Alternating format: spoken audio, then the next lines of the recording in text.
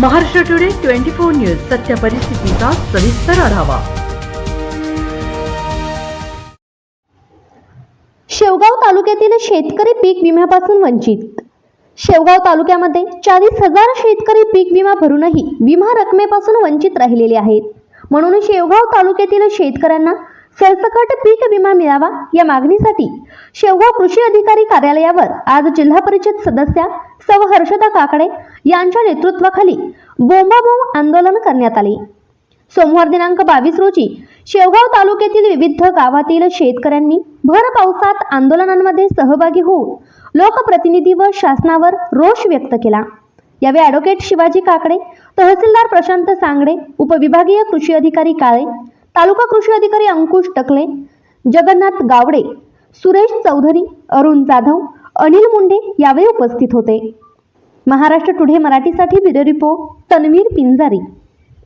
यांनी ताबडतोब कृषी अधिकारी शेवगाव यांना ताबडतोब संपर्क करायचा आणि कोणतेही लिंकिंग त्याबरोबर घ्यायचं नाही। जे खत पाहिजे तेवढंच एकमेव खत घेणं गरजेचं आहे आणि त्या संदर्भात बोर्ड लावण्याचं काम 2 दिवसाच्या आत ते सगळ्या खत दुकानामध्ये बोर्ड लावण्याचं काम तालुका कृषी अधिकारी करणार आहे। तालुक्यावर हा जो अन्याय झालाय पीक विम्याबाबत, त्याच्यात कोण दोषी असं सिस्टीम मध्ये का लोकप्रतिनिधी याच्यामध्ये कोण दोषी आहे?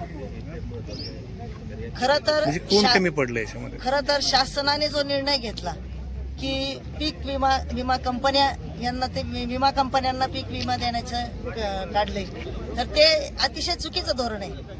एका मला वाटतं विधानसभेमध्ये अधिवेशन काळामध्ये एका आमदारांनी हा विषय काढला होता आणि आम्ही सुद्धा तोच विषय लावून धरलेला आहे की ज्या ह्या अशा कंपन्यांना, ओरिएंटल कंपनी वगैरे अजून बऱ्याच कंपन्या आहेत, अशा कंपन्यांना पीक विमा देण्याचं घाट घातलेला आहे आणि त्या माध्यमातून त्यांनी वेगवेगळे कंत्राटी पोरं नेमून हे सगळं प्रकरण म्हणजे सगळं गोळा केलेलं आहे।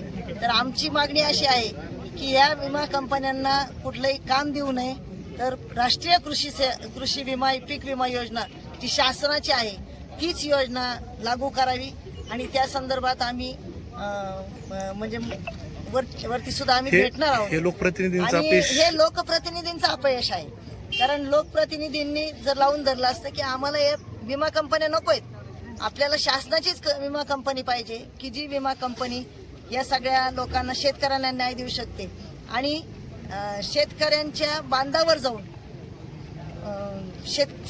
बांधावर जाऊन जी पाहणी करायचं काम हे आपले तलाठी आणि कृषी सहाय्यक हे करू शकतात। त्यासाठी कंत्राटी माणसं नेमण्याची गरज नाही आणि हे नेमल्यामुळेच हा सगळा त्रास शेतकऱ्यांना आज होत आहे। त्यामुळेच आपल्याला पीक विमा सुद्धा कमी बसलेला आहे आणि यामध्ये लोकप्रतिनिधीचं सगळ्यात मोठं अपयश आहे की त्यांनी ज्या तालुक्यामधून, ज्या मतदारसंघातनं त्या निवडून गेल्या, शेवगाव आणि पाथर्डी मतदारसंघातनं, तर पाथर्डीला वेगळा न्याय आणि शेवगाव तालुक्याला वेगळा न्याय, हा अन्याय त्यांनी शेवगाव तालुक्यावर केलेला आहे। त्यामुळे या सगळ्या घटनेला जबाबदार लोकप्रतिनिधीच आहेत, आमदारच आहेत। आजच महाराष्ट्र टुडे 24 न्यूजला सबस्क्राईब करा आणि सत्य परिस्थितीचा सविस्तर आढावा पहा।